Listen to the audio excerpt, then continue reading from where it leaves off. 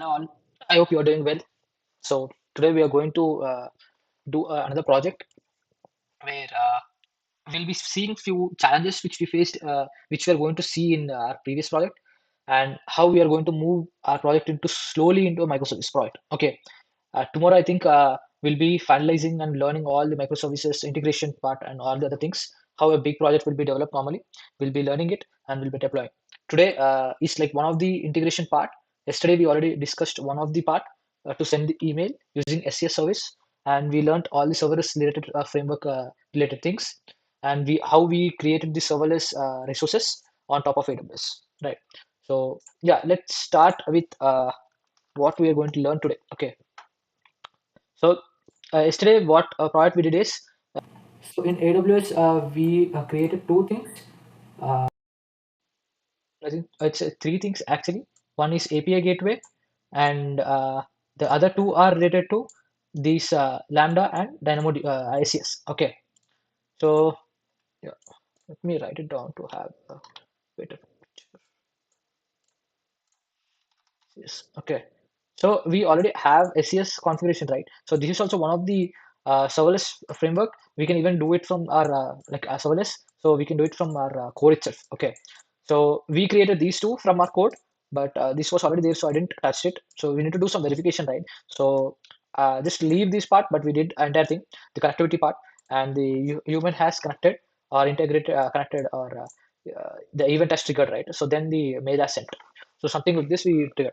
So, but in future, we'll be learning how this entire event can be triggered without human intervention. We'll be learning it. Okay. But today, what we'll be learning is like we'll be learning another new serverless service provided by AWS, which we call it as DynamoDB. Okay. Uh, Before moving forward, I'll just give a brief thing like what is DynamoDB and what it does. Okay. So that we can just directly jump into our practical and create our own project. Okay. So there are like two things, okay, to know. One is SQL and NoSQL. Why we call it as SQL and NoSQL is something like we know that everything in technology, there is only two things, not two things, only one thing that is only going to do is to manipulate the data or store the data, or entire thing is done on top of data itself. Okay, so if you see this entire thing, that's data. Okay, so there is like few rules, right? Okay, there are a lot of things actually. There might be speed, that might be performance, that might be how good looking it is to for a human. Finally human has to read, write something, read or write. So or else a system might be reading, or system might be reading it. Okay, someone has to read and write, right? If you're not using it, it's a waste of having the data, right?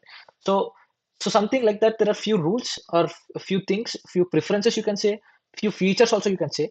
uh, Based on that, okay, there are two different things. One is to handling the data, okay, and storing the data. Okay, you can think like these are major two things. Okay, for these two things, okay, what we did is like we created few hardwares and softwares, okay, which are very good things to store and handle the data. Okay, so you can think like that. There is like a few softwares which are very good, okay, in storing and handling, means retrieving and doing some operations on top of data. Okay, these two are, you can think like SQL and NoSQL are one of the concepts. We can, it's like structured query language and no structured query language. Okay, uh, so it's like there is one system. Okay, there is a system. You can think like this is one of the laptop. Okay, okay. So what we're doing is we are doing trying to store and handle the data. Okay, how is there are few companies who try to create some softwares. Okay, and they want to store it. Okay, they cannot do much more on the hardware, but they can do on the software level. Okay, but the things are like the data is always stored on top of like there are two devices, right? Permanent storage and temporary storage, but mostly we are now discussing regarding permanent storages. Okay, these two are like mostly they are stored on top of hard disk. Okay, there might be performance oriented hard disks, but you can think like you have a laptop and you are having a hard disk, and you are storing some data on top of it. Okay, this file and this paint, and there are a lot of all applications, right? They are all stored on top of hard disk. Okay, how they are stored? With the help of operating system they are stored. Okay, they have some type of different storage types like NTFS or some other storage file storage type, but don't focus on it. But they are trying to store some files over here. Okay, using some format. They have some way to store in optimized way so that they can handle and do some operations, whatever you're doing right now, right? To have that experience smooth, they store it. Okay.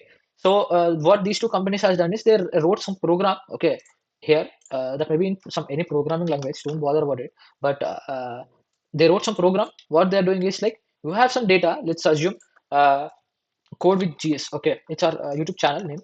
Okay, or code with Gautam. Once you just open this, this is like a data, right? Okay, this is data. If you want this data in your laptop to be stored on hard disk using this program, okay, they say like, okay, give me this data, but I'll store in some particular order. Okay, tell me that order so that my program can understand and store it. Okay, if there is a NoSQL program, it says like, tell me the order it stores. Okay, it's like having the same thing, right? Yesterday we discussed about the YAML file, right? It has some structure, name Gautam, something like this. So here, name of the YouTube channel is something like code with Gautam. Okay, so what you want to do, you want to store this name. Is it related to some other thing? It's not related. Okay. So is it YouTube channel? Yes, it's a YouTube channel.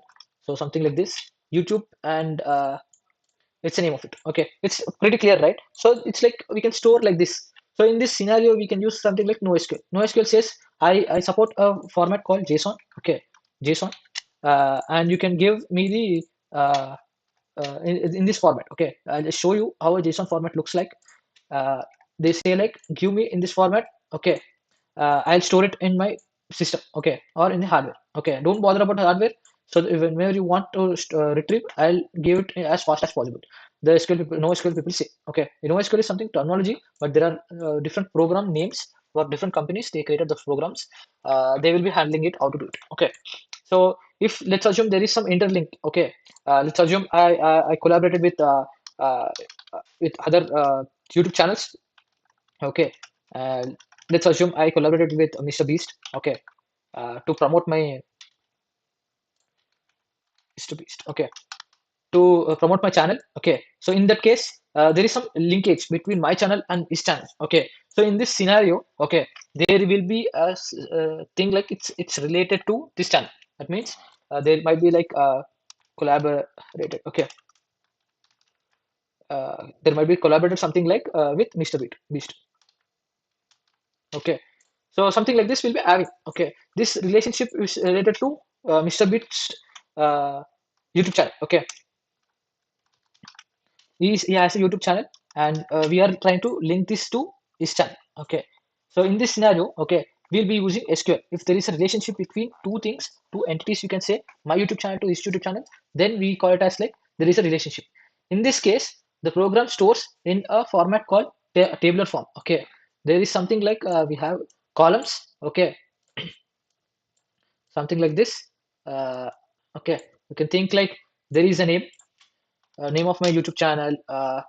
Mostly they'll give a unique ID for it. Even NoSQL people normally they give an ID to uniquely identify each record. Okay, and collaborated channel. Okay, something like this.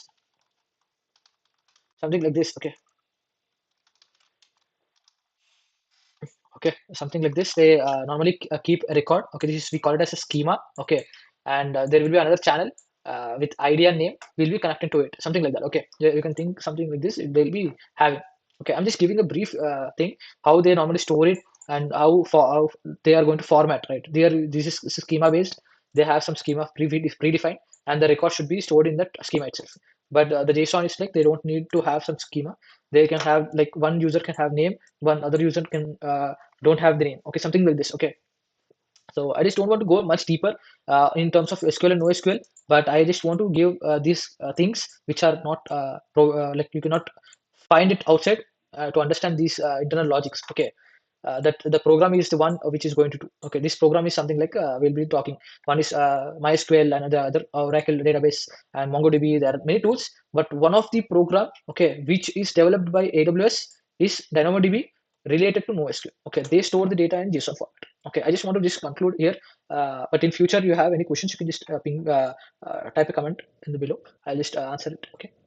Uh, yes. So we learned about the what NoSQL is, and what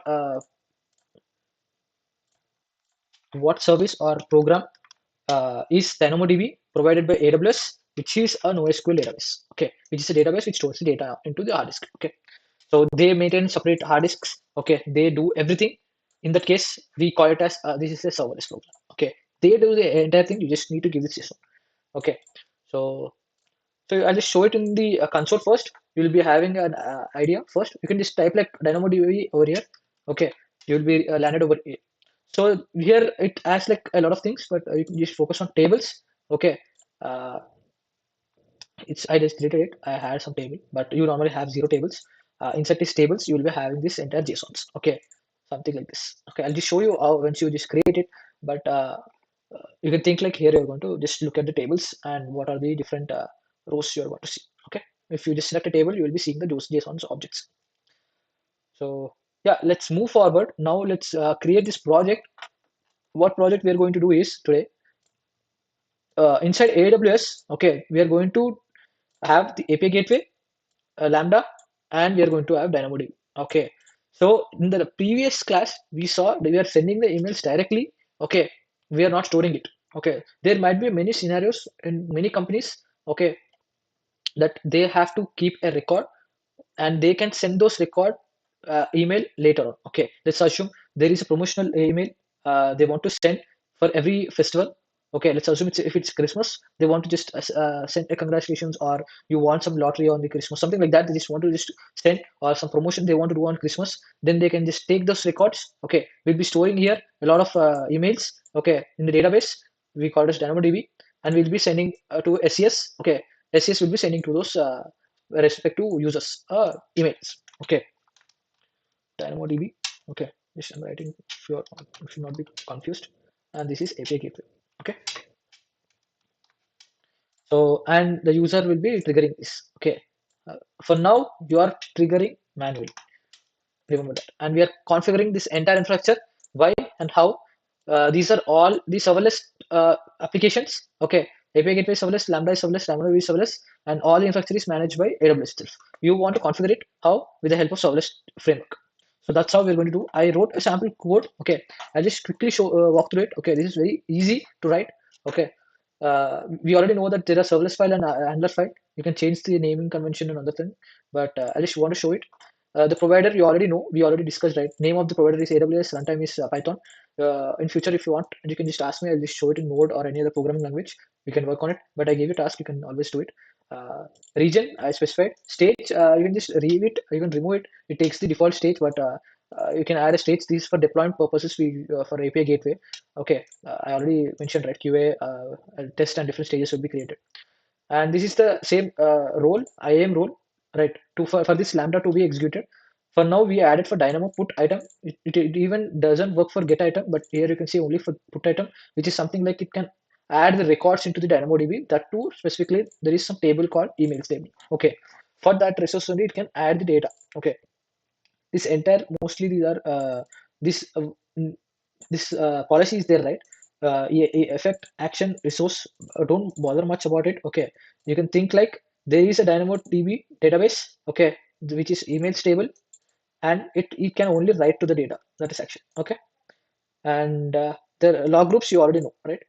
Which the Lambda defaultly you want to write some logs to it, so that if there is an error also we can debug it. Okay, so that's it in the provider. These are environment variables. In the previous class, we discussed, right, from where we want to send. These are the from email. This is default to. Okay, if you don't send any default email in the when we invoke, it sends to this email. Okay, that's how I kept. You can just always change it. You can remove this default and send it from here. Okay, and just removing it. So if you see here, I just copy paste the same logic, okay, to make sure that you don't miss anything. It's exactly the same logic. Okay, will be instead of send email, I wrote like save email. It's the same function. It creates a same API gateway and creates a path with post method and a chorus to this to enable chorus to. But you don't have to worry about it. It doesn't throw any error for now, but you can enable it. Okay, and this is the function. Okay, I will go through that logic. But before that, I just want to show this. Okay, here is the resources part. This is this we didn't discuss in the previous class, but what the serverless does is once you have this events HTTP this block, right, this will create a complete API gateway. Okay, and this small block, right, this part, this will create complete Lambda, okay, for you with this name.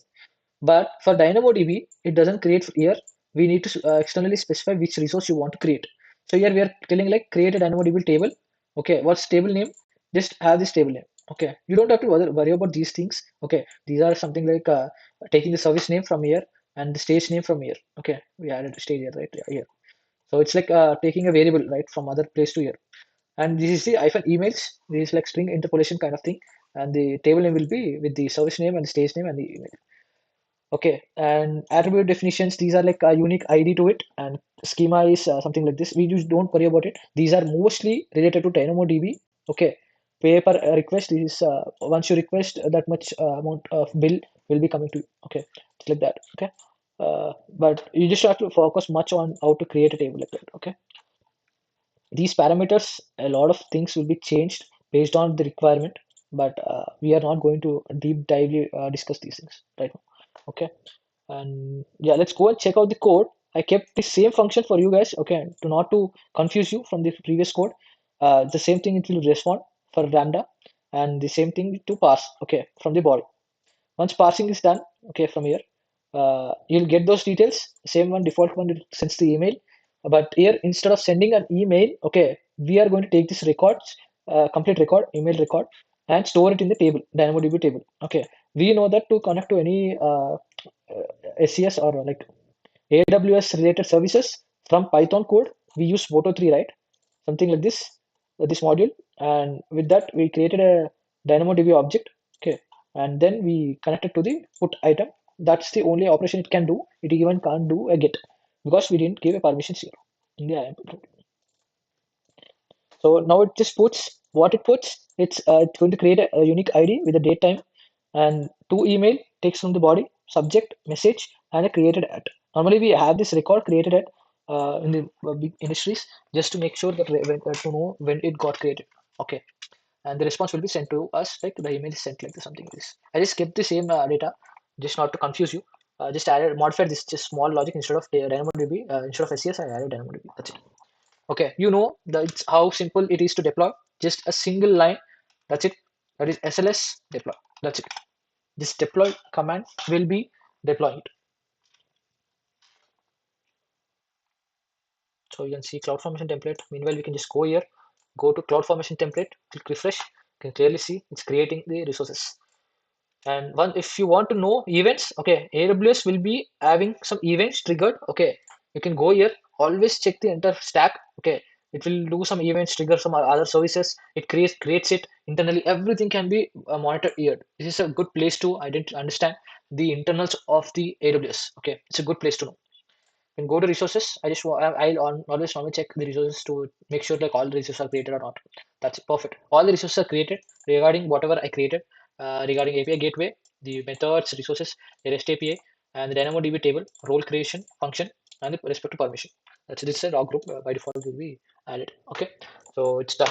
So you can just go through these APIs, refresh. You can see that it's there and you can see the stages, right? So this is the stage I'm talking about, dev, right? So you can clearly see there is a post request. You can just copy it and invoke it or send from postman, okay, or else you can invoke from the CLN. Let's check the all the services are created on. You can do a refresh. You can see a save email. Lambda function is there, okay. You can see the configurations and environment variables we saw, right? And this is the email table. It automatically added how we added in the logic. So if you see here, environment label, email table. So this is table what we created. And if you go to tables, now do a refresh, you'll see a table created. And what table consists of, it should have JSON, right? It doesn't show anything, but you can just click here, explore table items, it will show here. Once you run it, there is some cost associated once you run it, but there is no table items here. We can add it quickly, okay. Uh, have a command, right? We can do like SLS invoke of function. Which function? I said, right, this is the function name. Just paste it and you need to send some data to it, otherwise it fails because the event needs some data, right? So but I just gave the same logic, right? uh, default email and default subject, default message, all are default. So there will be no errors if you send like this, an empty event. Okay, empty body you can think like, okay. There will be an event definitely, but body should not be empty.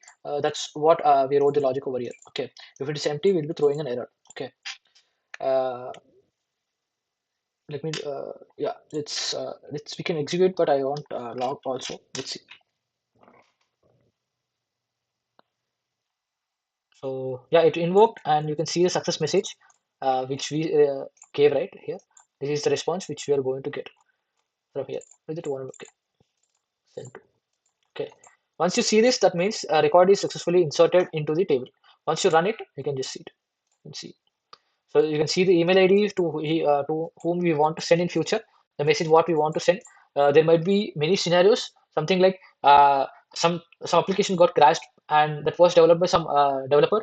Then the developer will be getting notified with this mail what message we want to get, and this message can be sent to some other manager also. They can come always and check what message it is. Okay, something like that. We can even do a small project like that. Okay, so yeah, so this is the nice project we developed. What we did today is this entire architecture we did. We invoked from our local laptop, and the API gateway has gave an access and connected to a Lambda, and the DynamoDB got a new record got created. So this is a good practical we did today. So we can also create a new project similarly like this from serverless, and we can have much more bigger projects in the next class. Tomorrow we'll be discussing about what are microservices and uh, uh, and how we are going to connect with other services, and we're going to build a bigger project. Now we have different projects. Now we are going to integrate and it becomes a bigger project. Okay, so try to do these projects and try to create a new user, try to change the permissions to it, even from the serverless lambda and even in the IAM role also. Okay, and identify what happens, what errors you're going to get. So just do those things and understand how exactly they're working and how it's creating, right? So yeah, that's it for today. You can have a good day. Bye.